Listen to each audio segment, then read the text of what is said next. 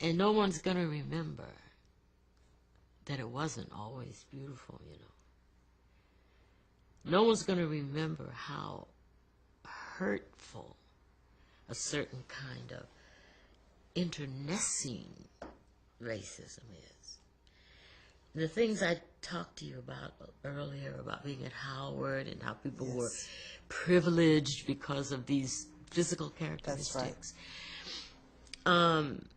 And some people felt very apologetic because their skin was very, very dark.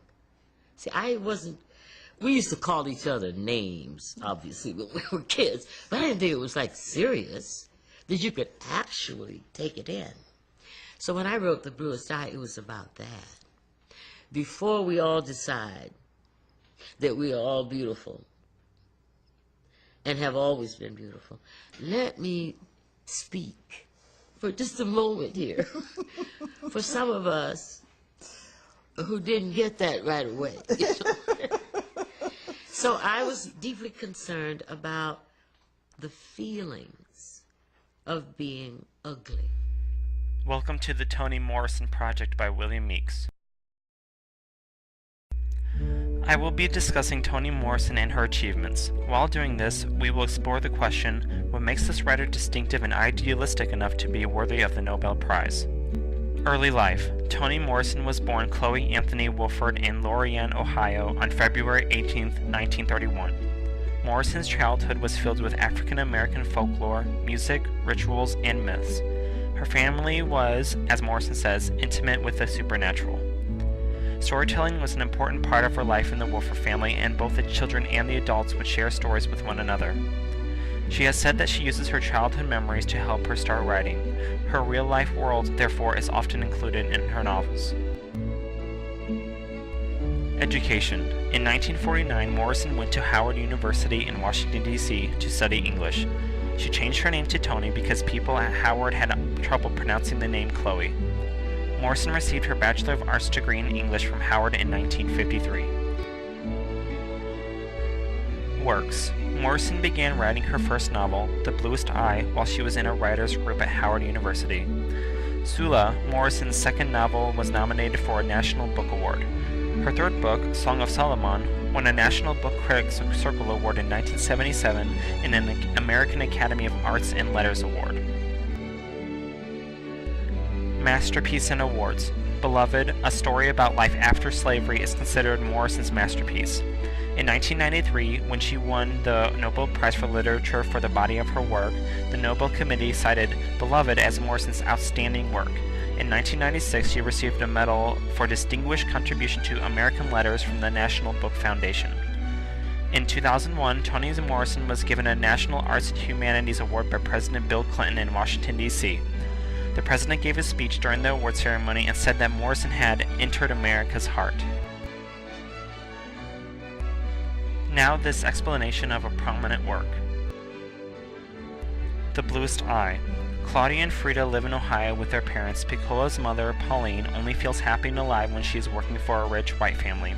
Both Pauline and Choli eventually lost the love they once had for another.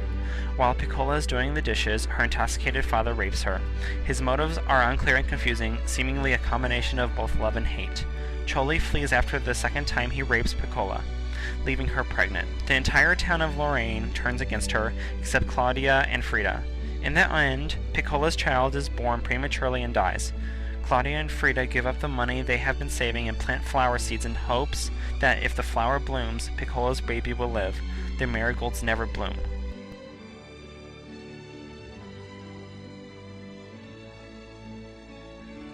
An important theme in the story worth mentioning is whiteness is beauty. This is a standard that the black girls cannot meet, especially Piccola, who has darker skin than the rest. Piccola connects beauty with being loved and believes that if she would just have blue eyes, all the bad things in her life would be replaced with love and affection. This hopeless desire leads her to madness by the end of the novel.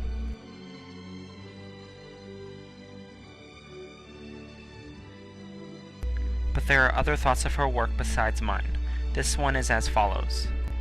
Others have offered Marxist interpretations of the novel's formal aspects in terms of the ideological content. Acknowledging Morrison's achievement in the novel, critics have generally acclaimed The Blue Side for deconstructing a number of literary taboos with its honest portrayals of American girlhood, its frank descriptions of racism or colorism in the African American community, and its thoughtful treatment of the emotional porosity of prepubescent girls. Another interpretation is as follows.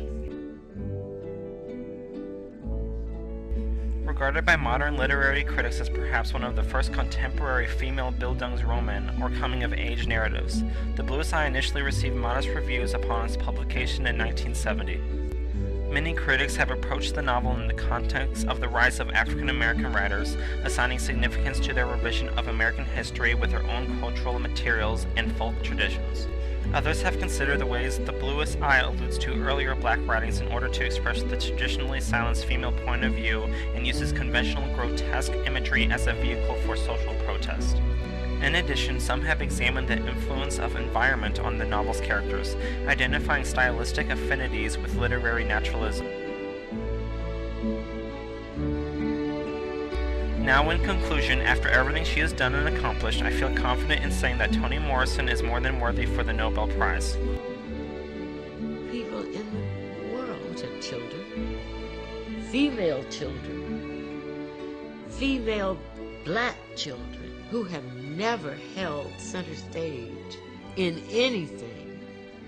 If they appear in a book, they're a joke, or, just some color, a local color, or a little walk-on part.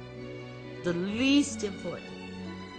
Now, black women have sometimes held center stage in some books by blacks, even sometimes by white. But then, they were maids, cooks, housekeepers, they were really running. But the children were always lesser. So I wanted to have a little hurt at the center of the story.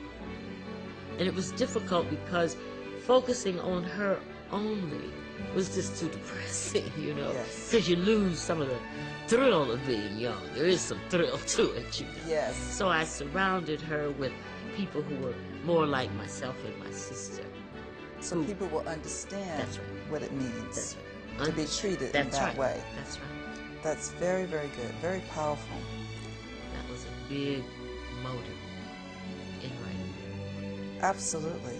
And probably in many of your books. Oh yeah, carried, continued to be an interesting, thread.